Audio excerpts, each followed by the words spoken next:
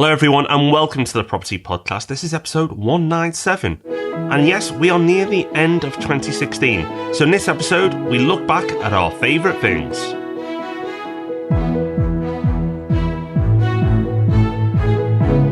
Yeah, we do. It's kind of one giant resource of the week. And seeing as that's one of the most popular sections of the show, hopefully this will be a popular episode. It's been a weird year in general for the world, I think we can say. But it's been a good year for us and a year in which we found loads of interesting things across books, podcasts, apps, and other kind of general stuff. We're going to be sharing all our highlights in this episode. First, though, shock horror. Buy-to-let is officially over. Some data has come out, which you absolutely cannot argue with. Time to shut up shop and go home. Over to you, Rob. Yeah, a bit of a bummer this to end the year on this one, guys, to let you know buy-to-let's done and dusted. But hey-ho, here's the news story. The headline of this particular story says, shock as sales of buy-to-let landlords are decimated by nearly 65% in a year. Wow. I guess we can safely say we're all done and dusted. But the first line goes on to say, the government's war on landlords has seen buy-to-let sales collapse 64% in 12 months and 8.2% on a monthly basis in November alone. Wowzers. Gosh. I'm glad someone's told me. So, yeah, I mean, guess what? We so nearly made it to episode 200, but 197 will have to be it now. It's over. Okay, well, have a great year in 2017, everyone. Bye-bye. No? Oh, wait there. There's more to this article, isn't there, Rob? Yeah, there is. So you read past the first couple of paragraphs. What's the source of this data? One firm of estate agents. One firm of estate agents has had not the best year. This is Hart. And this decline, the figure comes from entirely from their own numbers. So let's have an alternative, shall we? Yellow Lettings puts out a story. Buy-to-let doubles in a year. Woo! Yeah, Yellow Lettings had a very good year. And we could put out that story, but it wouldn't be as sensational, would it? So I think this news story is a good reminder and an excellent lesson of go beyond the headlines. We've talked about this so many times before in the podcast, but more than one person sent me this article. So it seems that we have to maybe reinforce the lesson, because that is a pretty irresponsible headline and opening paragraph as well, to be fair. So always look beyond the headlines. The headlines are meant to be sensational. If it was boring, you probably wouldn't read it. So make sure you do, because is it the true story? Or is it just a load of, oh no, it's only Christmas, can't use those words. Stuff that's not true. Let's go with that. Let's go with that. So what is the truth? Well, that will emerge in time, probably, when we get official data. This is another kind of problem there seems to be. There's kind of like too much of a need for news too quickly. So people come out with figures based on not much in particular, rather than just waiting for the actual figures. I'm sure that these government interventions will have had some kind of effect. 65% decline? Not seeing it. No. But what you will be seeing, or better said, listening to now, is a number of resources. So for those who are new to the Property Podcast, you may not know, but once a year we like to just gather our favourite things that we've discovered this year, whether it's things we've read, listened to, played with, used, watched, and we bring them all together in one episode. Is it strictly about property? Maybe parts of it are, but it's very popular, so that's why we're doing it. So Rob, we're known for liking a book or two, and confession time, I consider myself a bookworm. I'm self-confessed bookworm. It's been probably my poorest year in the last decade, actually. Oh, there's a headline there. But my poorest year, the last decade, for reading. However, I did get through a few books. Has your reading been decimated? It's been decimated in 2016. Shock.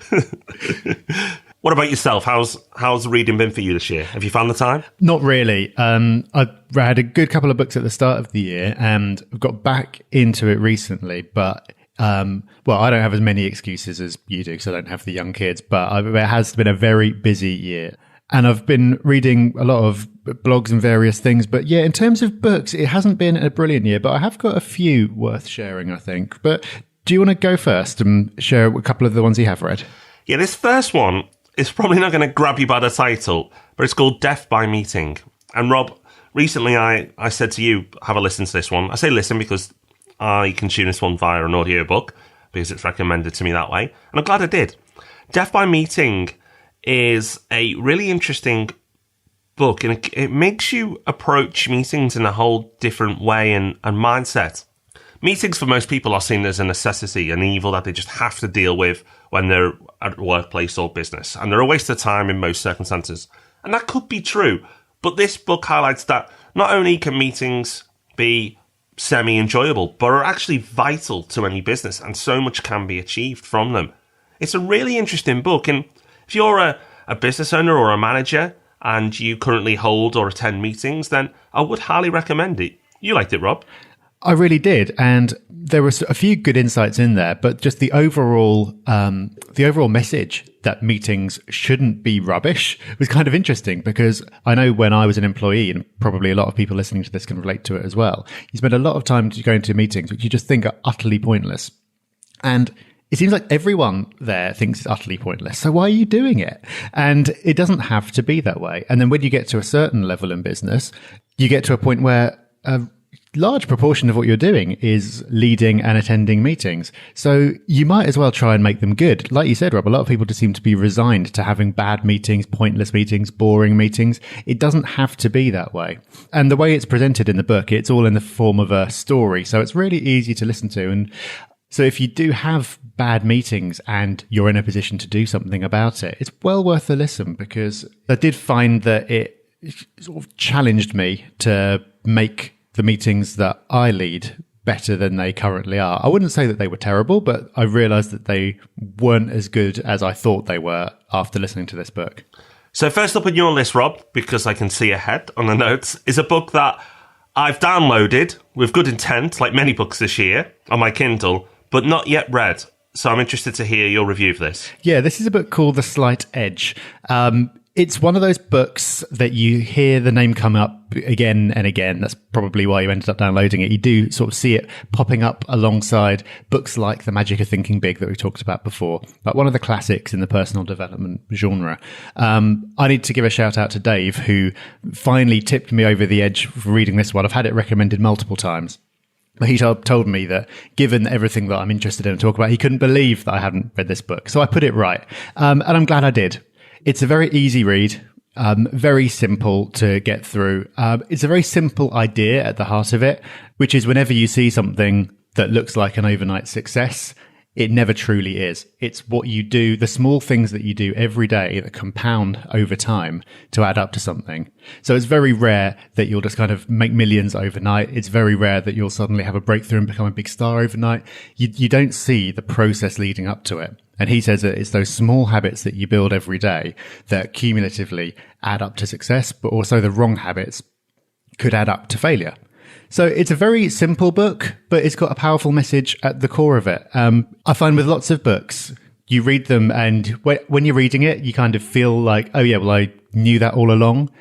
But you need the book to kind of make you realize that you knew that and prompt you to put some of it into action. So give it a try. I wouldn't say it was up there with the absolutely best books I've read. So like The One Thing is still my favorite personal development book, but Slight Edge, definitely worth checking out. Okay, I'd say I'd go out and buy it, but I already have. So I'll bump it up my list and make sure I give it a read in 2017. One I'd highly recommend, and you will need time for this one, is a book called Titan. And it's Titan, The Life of John D. Rockefeller. So Rockefeller, most people will be familiar with at some level, often hear the phrase, well, do you think I am Rockefeller? Well, I certainly did as I was growing up, from my parents. But they never really expanded much further on that, who was this Rockefeller. So I decided to, in my adult life, find out who. And it is an incredibly interesting read. Or listen. The reason why I say listen is this is a big old book. And when I see big, intimidating books, I tend to go to Audible. So this is over 24 hours worth of audio. So there's a lot to cover here. But it's an incredibly interesting life, from his conservative upbringing to his controversial growth in business to his incredible charity work. It's an incredible book, inspiring. Also take a lot of lessons from what I wouldn't like to do in life and business. But well worth it. You know, there's not many of these characters that come along. They're sort of generational, these type of people. Elon Musk arguably is a modern day version. We'll see if he fills his true potential. He's certainly on the way. But Rockefeller, very famous for a reason. And I really do believe that these historical figures, and it's not that long ago, but these historical figures, there's so many timeless lessons you can take from them. And this book is no different. Although it's a long one, very much worthwhile.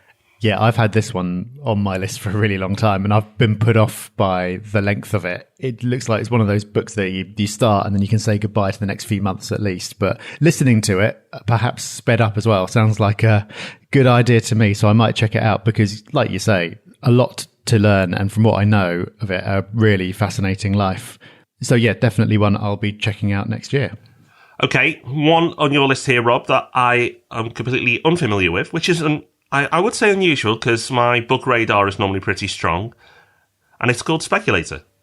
Yeah, this is a fiction book. It's by a guy called Doug Casey. He's like an what would you call it? Like a kind of, guess like an economic commentator or something. He's one of these guys who does a lot of the kind of the world's going to end, everything's going to collapse, buy gold kind of stuff. And he's constantly saying that and occasionally is right. But the book itself, this is his first work of fiction. And it's just a really good story. It's about mining speculation in Africa and about a young guy who goes out to try and uncover a fraud. It's just a really, really good read. And it's got a kind of a political libertarian message at the heart of it. So it's one of those fiction books that where you don't have to feel guilty about reading it. You don't feel like it's just kind of fluffy.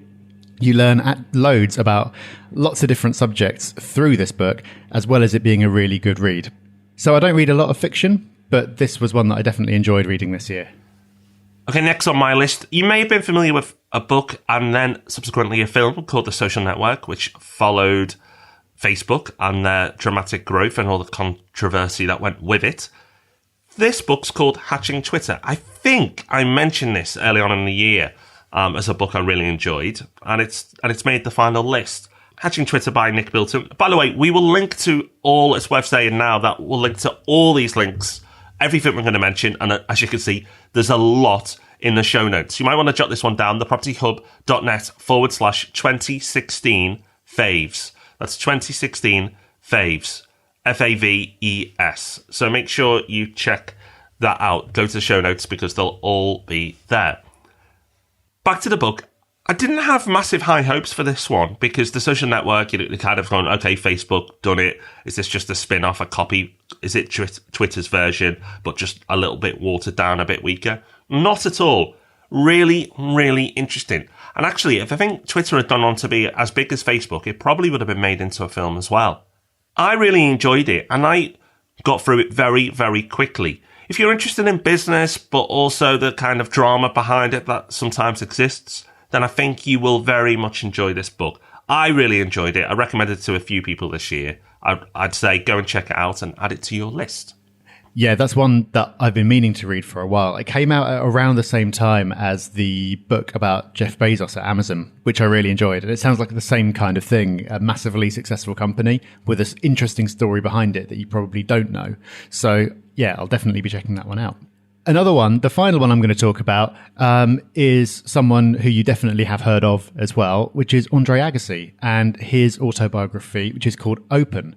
This came out quite a few years ago. I think it must be a good 5 years ago, perhaps more. But it was recommended to me this year, and I really, really enjoyed this one. I wasn't expecting to enjoy it as much as I did because I really am not interested at all in tennis, which you would have thought reading a book about Andre Agassi would be quite important. Turns out not at all, because he's just a really fascinating character.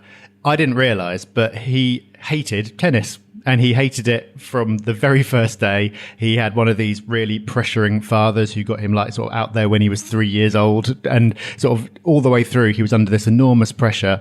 Then eventually he cracked the big time. He hit the top, had a huge meltdown because he'd achieved this huge success in something that he really didn't care about. But then through his charitable work, he discovered a whole new meaning and went on to conquer the game again. It was a really amazing story. And I think most of that's common knowledge, so I don't think I'd have spoiled the entire book. But it's really worth reading just because it's a great story. It's really well written. And there's so much in there that you could learn about performing at the highest level and how success is about more than just winning. even when he was winning, because there wasn't any purpose behind it for him. It didn't really mean anything, and his life went majorly off the rails. So it's another really easy read. All the ones I recommended, actually, are sort of very quick and easy reads. I've got through this in a couple of days, and I found it fascinating. So that's probably my biggest recommendation out of the three, even if you don't like tennis. It's a book that I've heard good things about more than once, so I will definitely purchase that, and I will probably make that my first book in 2017. I'll let you know on the podcast if I do. Talking of podcasts, we're going to recommend a few. We do this each year, and I was speaking to a lady in the St Albans meetup recently, and she was pleasantly surprised that we do recommend other podcasts, and was thanking us both, Rob, for doing so, because we help people get onto other things. We're not competitive where we just believe that you should only listen to the property podcast. You should just only listen to us first. But in all seriousness, there are plenty of other good podcasts. There are a load of rubbish ones as well. So we'll make it easy for you and mention some of our favourites of this year. And I'm going to start off, Rob, if you'll indulge me, because I think you'll enjoy this one if you haven't started it yet. I know I've recommended it to you, but it's called How I Built This, and it's by a group called NPR, who make some fantastic podcasts already. But How I Built This is a podcast that interviews each week a major founder or entrepreneur of a business. And when I say major, I mean major. Some of the biggest companies and biggest entrepreneurs in the world have been interviewed on this podcast. It only started this year. It's well produced, as you would expect. Everything by NPR is really interesting, snappy. You feel like you get just about enough, but you kind of want a bit more. But it's just so well done, so well put together. Really interesting people. You know, there's many podcasts out there that interview entrepreneurs. I say that with some hesitation, and they are really, barely businesses yet. Sometimes they get some big names on, but most of the time they don't. This is only big hitters. You will know nearly everybody who's interviewed on this show. So highly recommend it. But Rob, I'm interested. Did I put enough pressure on you to start? Yeah, you did. I listened to one of them, just one so far, with one of the founders of Airbnb. So I'd recommend that as a good episode to start with, because I did, and it's a really great story as well. If you don't know the story behind Airbnb, it's a great story anyway, and it's really nicely presented on this podcast. So that would be my starting point. Your first one, which you recommended to me a few weeks ago. I must admit, I've downloaded it. I haven't had the courage to listen yet, but I am interested. Go on. What is it?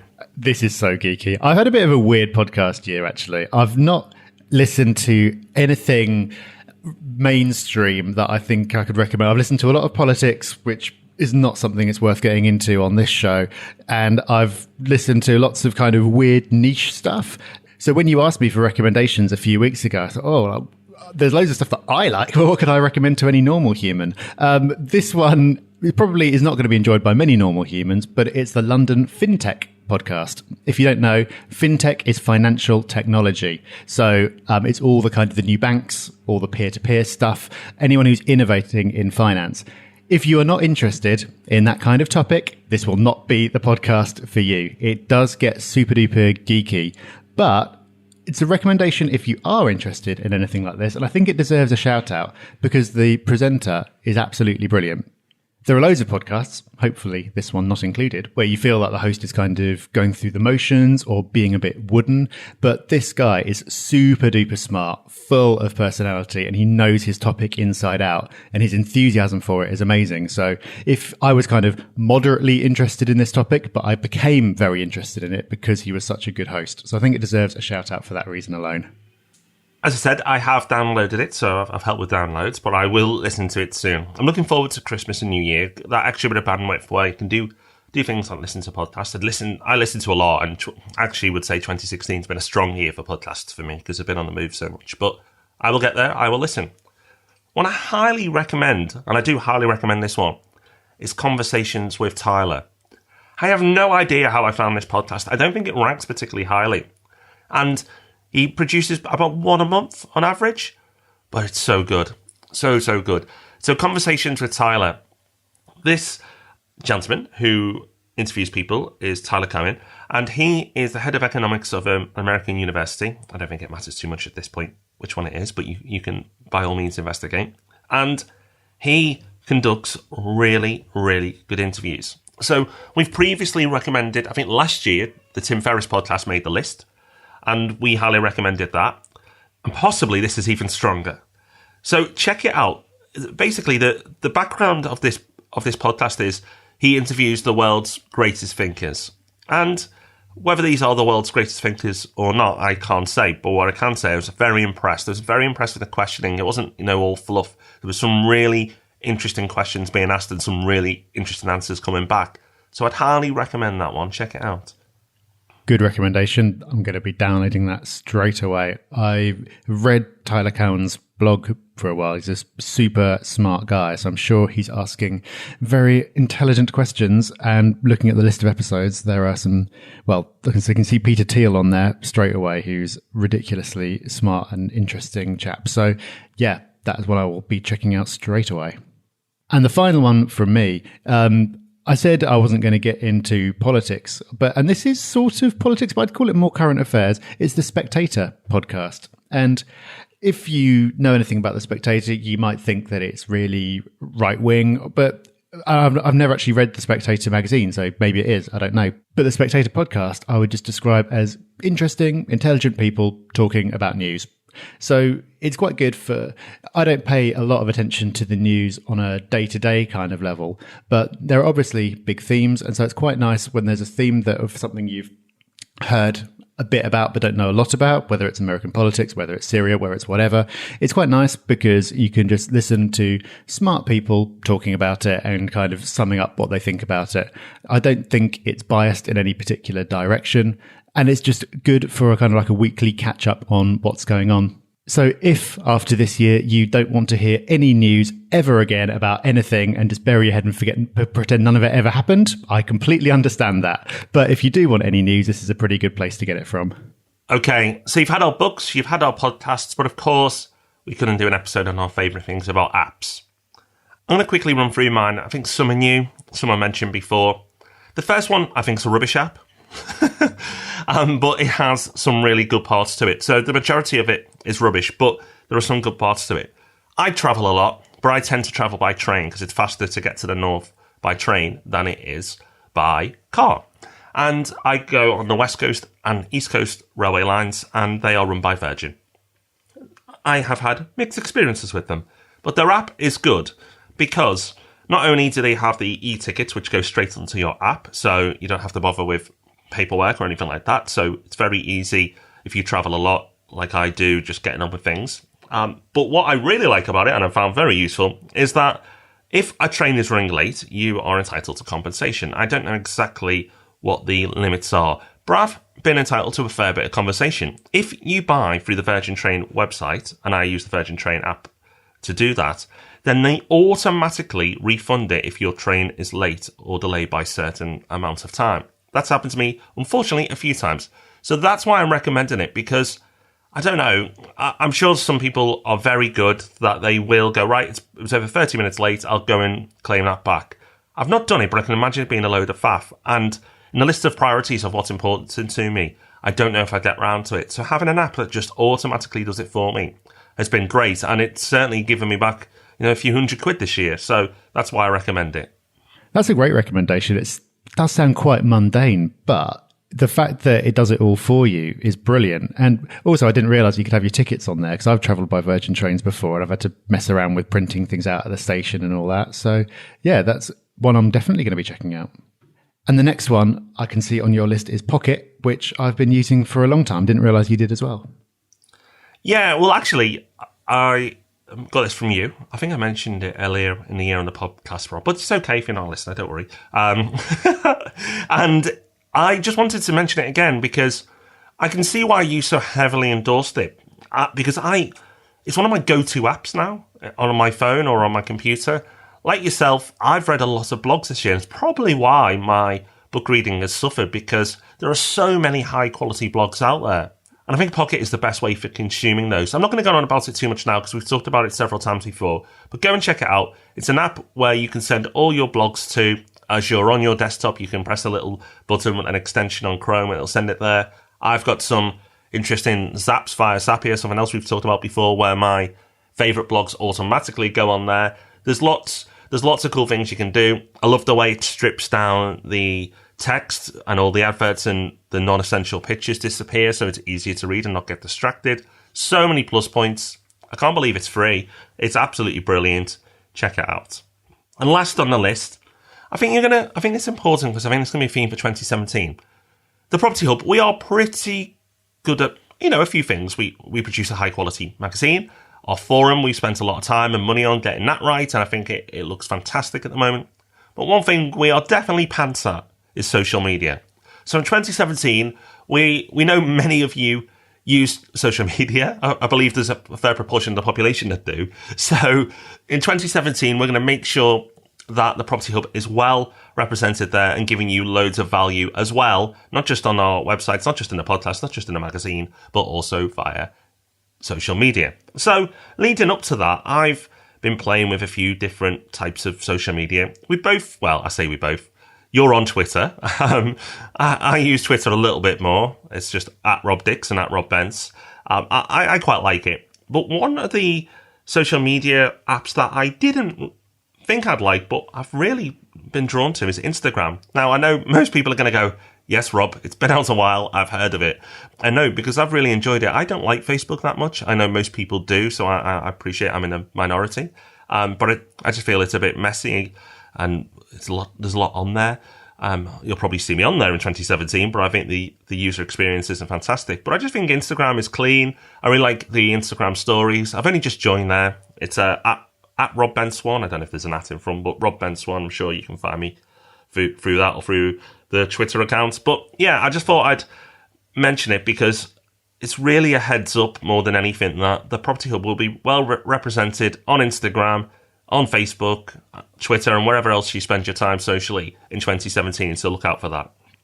I hope I'm not going to be put in charge of the Instagram account because it would be the most boring thing of all time. Here's my desk again. Okay, a few from me quickly. One that surprisingly not that many people know about is the Kindle app. Whenever I look at my book sales, I'm always astonished by how many more paperbacks I sell compared to digital books. And a lot of people still prefer to have the physical book. That's absolutely fine. But speaking to people, a lot of people don't seem to realize that you can read Kindle books without having a physical Kindle. And that's what I do. I use the Kindle app on my phone and I can download Kindle books to there.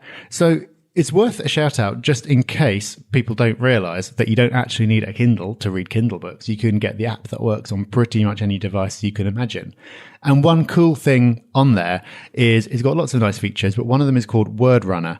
And it's basically something to help you read faster if you're into that kind of thing. So rather than showing you the whole page and you read scanning along it like you normally would with a book, it presents you one word at a time and it just flashes each word in front of you and you can drag the slider along to change the speed to whatever you like. So when I'm reading really easy books like fiction or The Slight Edge, which I talked about earlier, I'll do that at 500 words a minute, which is double the normal reading speed.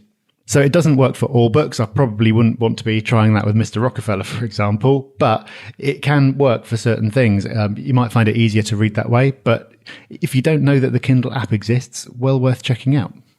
I love that. I knew the Kindle app existed, but I didn't know about Word Runner, so I will check that one out. Thank you, Mr. D. Another really quick one is called Should I Answer? I think this has been a resource of the week before. It's worth mentioning again. This is the one that I use for Android. I'm sure others are available for iPhone, but it's a call blocker. And what it does is it's got a big database of all those annoying people that call you about the accident that you had, if you remember that, or anything else that may have happened, or some kind of PPI that you haven't claimed. If you get those all day, then install an app like this. It shuts down probably a good 90% of them, if not more. You get to see every time it blocks a call, and you can look at the stats and see how many, like tens or hundreds of calls it's blocked for you every week. It just saves all those really annoying interruptions. So that's a very easy time saver. And another time saver, if you use, or if you have friends who use lots of different messaging apps, then there is a tool called Franz, Franz, which brings all of them together. So this is a big one for me because I've got friends who use Facebook Messenger. I've got friends who use WhatsApp. I've got friends in China who use WeChat and various others. This brings them all together on your laptop in the same place. So you don't have to have alerts going from like 5 different apps just to talk to people. It kind of doesn't matter which one they're using because it brings them all together in the same place. And for me, because I can type much faster on my laptop than I can on my phone, it means that I can message people much more quickly as well. So I've started using WhatsApp really heavily this year with lots of different people. I was about 5 years late to the party on this one, like you were with Instagram probably, Rob. But I've started using it really heavily, but I don't use it on my phone that much. I just use it through friends. So that won't be relevant for a lot of people, but I've told a few people about it who said it's been a real game changer. So if you do struggle with channel proliferation, then that could be one for you. So loads of really good apps in that roundup. Seems like it's been a good year for apps. But that's not it. No, we're going to give you extra little bits of pieces, some stuff that really didn't fall into a category, but just things we've enjoyed doing or watching or getting involved with. So I was going to kick off, but actually, Rob, there's been some big news this year that hasn't been announced on a podcast. And considering your cartoon image of you that is out there on the internet is you holding a nice cup of coffee, I think I'm going to break this to the world. You've given up coffee. I have. And you know what? I don't really miss it that much. It's crazy. It's really, really crazy. I gave it up because I always had trouble with my quality of sleep. And I never drank coffee beyond sort of like early afternoon. But then I'd started reading all these things that said even if you have one coffee in the morning, it can really mess up your sleep. So that's the reason that I kicked coffee. I was kind of hoping it wouldn't make any difference because then I could go back to coffee and try something else. Unfortunately, it worked an absolute treat. So I'm still off coffee. The first few days, I was the grumpiest person on earth. I had a cracking headache. It was awful. But I now, I drink a lot of green tea. I have the odd decaf and it's fine. I'm not going to start getting religious about it and trying to convert everyone, but I can just say if you are making it a New Year's resolution to try and kick a coffee addiction, it can be done, but the first few days will be brutal. I'm really split on this one because part of me wants to, but the other part, which is probably the addicted part, says don't be silly, it's so lovely, why would you want to give it up? It's something I've flirted with before, and I suppose the want has got to be a little bit bigger, a little bit stronger. Tony Robbins always says that. You know, what you've got to want, you've got to have a bigger need or a bigger want, a bigger why, I think he says. So, have we got any resources around Tony Robbins, Rob? Funny you should mention that. Look at that. I was actually going to mention as one of my other kind of miscellaneous things, a couple of really interesting things I watched on Netflix this year. I haven't really watched a lot of TV or movies or anything, but on Netflix, a couple of really good documentaries. One of them is about Tony Robbins. It's called I Am Not Your Guru. And it's by a guy who I can't remember who it is now, but he's done loads of quite big stuff, but he's a big devotee of Tony Robbins. And he's went and filmed one of his really big annual seminars. I think it goes on over about 5 days. There's thousands of people there. It's a really amazing event. I didn't know that much about him and the whole kind of cult around him. I'd read one of his books. I know that a lot of people are big fans, but I didn't really know what goes on at one of those big events. And it really is fascinating to watch. Whether you're a skeptic or a believer or indifferent or whatever, it's just really interesting to see what goes on. And even if you think what he talks about is complete rubbish, the showmanship and the way that he commands a room is unbelievable. So it's really interesting, that one. Yeah, I've been on a course of his, not that particular one that's featured, and I have watched that on Netflix, and I also endorse it. I think it's a really, really interesting watch. And actually, I wouldn't say you feel like you've been on a course, far from it, but I couldn't help myself but pick up a few little bits and pieces and a few nuggets for myself and my own personal development off the back of watching it. I'm not going to say it was a life-changing experience watching that show, but definitely got my mindset right for certainly immediately after that one. So, yeah, definitely check that out. While we're on Netflix, slightly different, but I really enjoyed it. Narcos, which from the title might not give too much away if you're not heard about it, but it's about the life of Pablo Escobar. Again, a bit like John D. Rockefeller, I knew a bit. I knew he was a guy from Colombia who messed around with drugs or narcotics, but I didn't really know much beyond that. And this series follows his life, over 2 series actually, and it's very, very good. Really, you can tell a lot of money's been thrown at this. Netflix, I think we've mentioned as a resource more than once possibly, because it is really, really good. There's so much high quality stuff on there. I know, Rob, I've recommended a few other bits that aren't making this podcast in particular, but I think Narcos deserves a mention.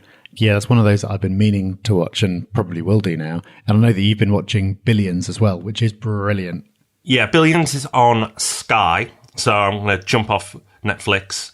But we've both watched Billions. Really, really good. I think what makes it so interesting, and I'm not going to give much away, but you don't know who the good guy is and who the bad guy is. The character development is so good, and the cast is fantastic. Well worth a watch, so check out Billions. And just in case it sounds like we've been sitting in front of the TV all year, there's, what's this? You've been off jet skiing?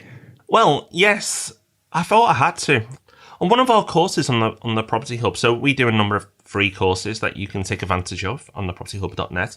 And at the end of one, I put a picture of somebody jet skiing and said, money can't buy you happiness, but it can buy you a jet ski.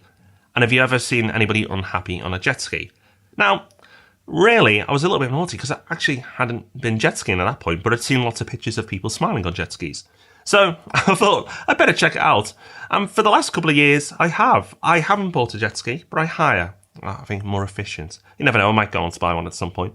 Well, they are so much fun. Now, I am a happy, upbeat person, as you hopefully will get from the podcast. But I'm not a smiley person, so you don't look at me and I haven't got a massive grin across my face, as my wife points out quite regularly. But I am happy inside, I can assure you. But jet skiing, whoa, I could not stop grinning. I had the biggest, stupidest, massivest smile grin on my face the whole time. Absolutely love it. So I just think if you want to check something out, do something a bit different in 2017. Give yourself an achievable goal, because you don't have to have any great level of fitness or skill to go jet skiing.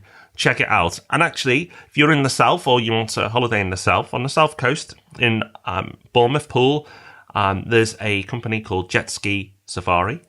Jet Ski Safari. They're probably going to get a bit of business now. I wonder why. But Jet Ski Safari is really cool. I've done that a few times, and they take you out and about around the pool harbour and out to sea. Great fun, great introduction to jet skiing if you're in that part of the world. That's super cool. I might just do that, you know. That does sound like loads of fun. I'm smiling just hearing you talk about it, because you're clearly so enthusiastic about it. So, yeah, that might go on the list for next year.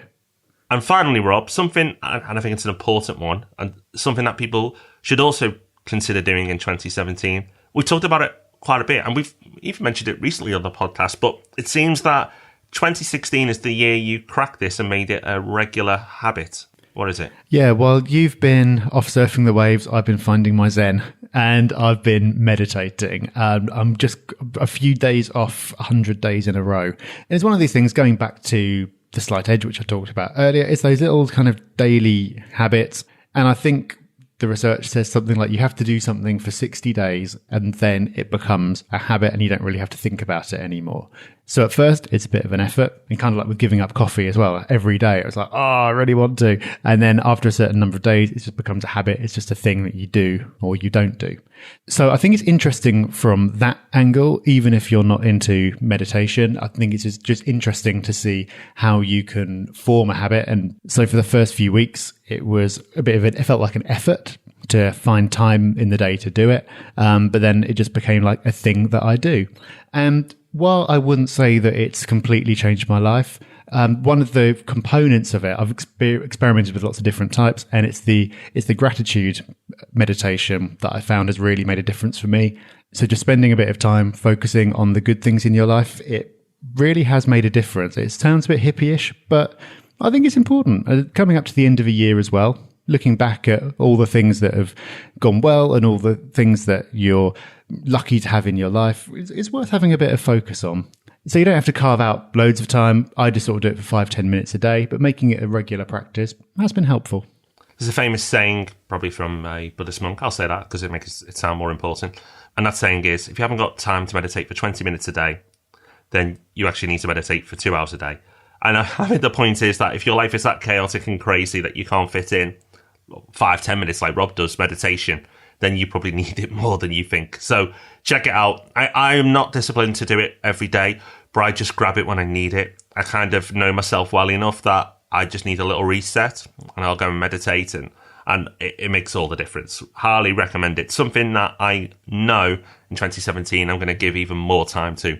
Because 2016 has been a very busy year, and I think meditation is a great way to keep you sane, on the right path, doing the best things you can, and highly recommend it, as we always have done. It makes a big difference to us. If we recommend it so highly, then check it out. I think that's probably a good enough endorsement.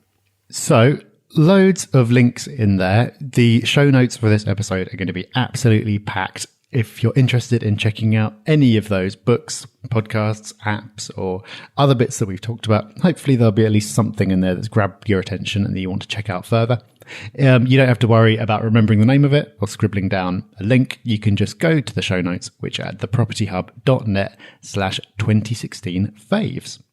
Now, there's another famous saying that I remember from a Buddhist monk, I believe, who said, true happiness comes from leaving an iTunes review for the Property Podcast. That way lies true enlightenment. So is anyone following the righteous path this week? Luckily, they have been listening to that very wise monk and leaving reviews, so thank you very much. This week, we acknowledge the wonderful person that is Ben. And Ben says, I finally caught up with the back catalogue of episodes, and I can't recommend this podcast highly enough. It contains a bucket load of tremendous value from start to finish.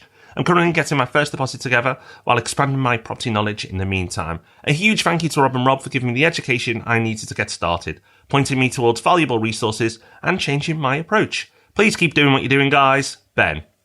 Thank you, Ben. And thank you to all the people who leave reviews. Keep doing what you're doing. We absolutely love it. Thank you so much. Yep, and we will keep doing it. And next year, we will hopefully start doing it even better. I've got a few things in the pipeline. Oh, you tease. So you better make sure that you subscribe to hear all of that. We do episodes mainly about property. This one has not been particularly property heavy, but all these things are kind of around business and about making yourself a more successful, educated person, which all ties into property investment, because it's not just about going out there and buying a house or a flat. It's about all the goals and the mindset and everything else around it, which hopefully we emphasize plenty. And we have got some cool stuff coming up. So if you do not subscribe, make it a part of your week. Go to thepropertyhub.net/podcast and you'll find a video on there that tells you exactly how to subscribe, whether you're using iPhone or Android. You get every episode automatically downloaded into your phone every Tuesday and Thursday morning. So you don't have to worry about missing out, and you make that a habit. You make learning about property part of every week. Another thing you should be checking out, and touch on it in this episode, is the free courses on the Property Hub. Of course, sign up to the Property Hub. It's absolutely free, but make sure you take advantage of the free courses as well. Christmas, New Year, most people, while we're crazy, we also have a bit of spare time as well. And maybe getting away from the family or the intense situations you're in, get yourself a pair of headphones, get on your computer and watch a course or two, and get your knowledge shipshape for 2017, because I know you'll want to make it a good one. And Rob and I are recording another course over the next few weeks, so we'll tell you more about that soon. But that's not the only thing that's coming in 2017, you'll be pleased to hear. No, we've got plenty up our sleeves.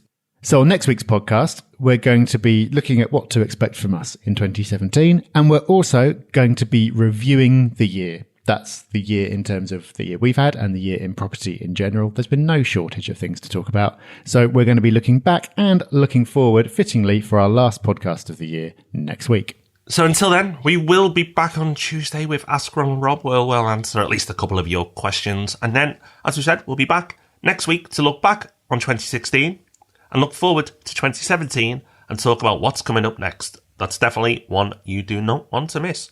So until then, everyone, have fun. Take care. Bye-bye. Bye-bye.